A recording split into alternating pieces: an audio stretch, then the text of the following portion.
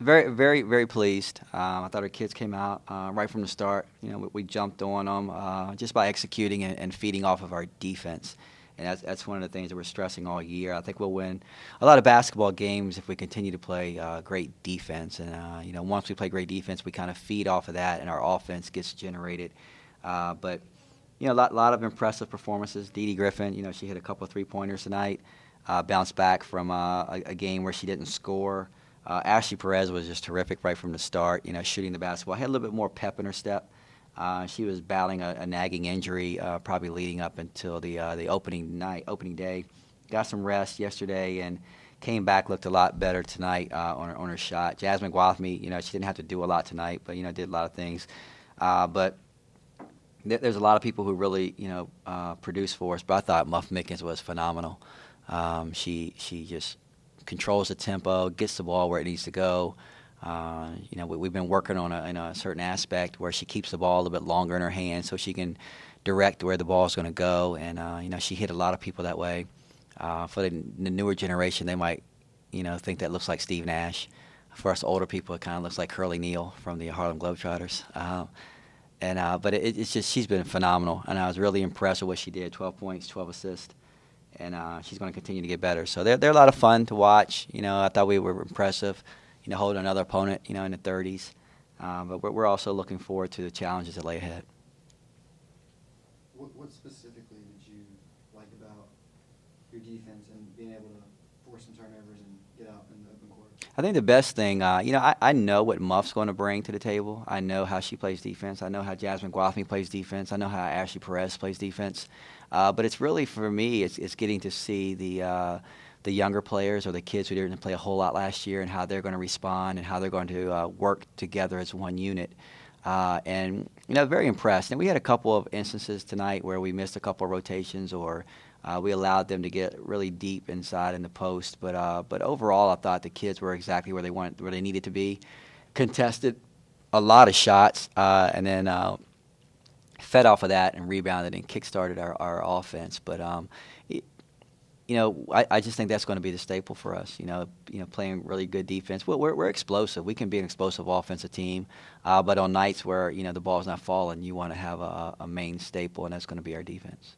Right. Ashley Perez, career night scoring the ball, 9 for 11, 6 of 7 from 3. What did you see out of her and what she brought to the table offensively tonight? Well, and again, she wasn't herself on Sunday, and she made a couple threes, but she also missed a couple that she would normally make. Tonight she's had that pep in her step, and when the ball left her hand, I've seen that kid shoot thousands and thousands and thousands of jump shots, and I knew they were good. She had it rolling. She has the capability of doing that. She got a little bit wild a couple times, but she kind of. We don't call her Tasmanian Devil for nothing. She just kind of, sometimes she's going to go in there, she's going to make a wonderful play. Sometimes she's going to not. But I love her energy, and when she's shooting the ball like that, we'll be difficult to guard. All right. Angela Mickens, 12 points, 2 assists. What have you seen how she's been able to kind of grow into the quarterback role of the offense?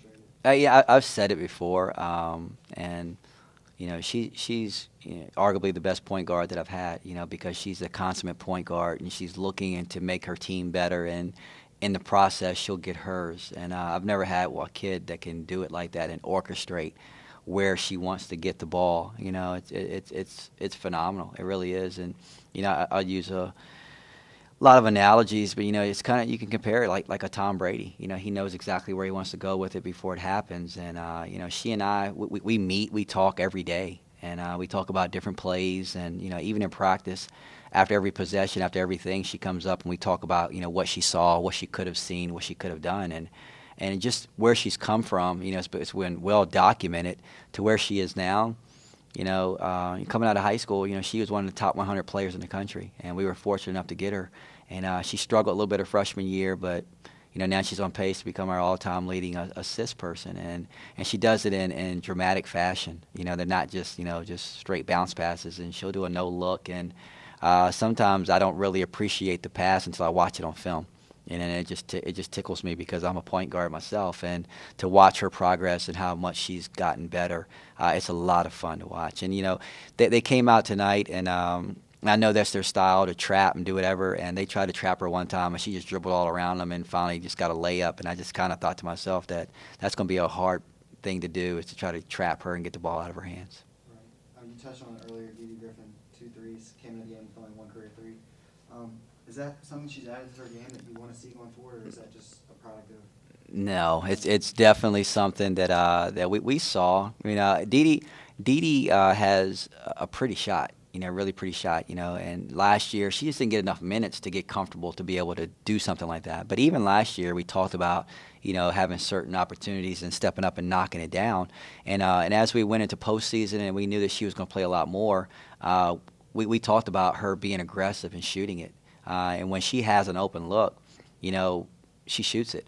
And when we shoot 3-pointers in practice as a team with the guards, she shoots it as well. And so when she has an open 3, she's going to step up and she's going to take it. And we've been working on it. We've tweaked a couple of things, and what you saw tonight, I think that she can do that, and I think she's capable. There might be a game this year where she gets 4 in a game, because she has the green light, if she's open to take them. And she stepped up and she knocked 2 down tonight. And we just asked the girls this. They said something they want to keep working on, but you guys got off to a 13-0 run to start the game, a big first-quarter lead, kind of like Sunday too. Just what's the importance of doing that? Well, I think that you want to come out, you want to establish yourself very early. We kind of reference it as, punch first. And we don't want to sit back. We want to be very aggressive, and they feed off of it, and they have a lot of energy. But just more important than that is to eliminate the lulls. Even with the changing of lineups today, I thought the kids really kept their intensity, trying to execute. We had 26 assists tonight, which really means that they share the basketball.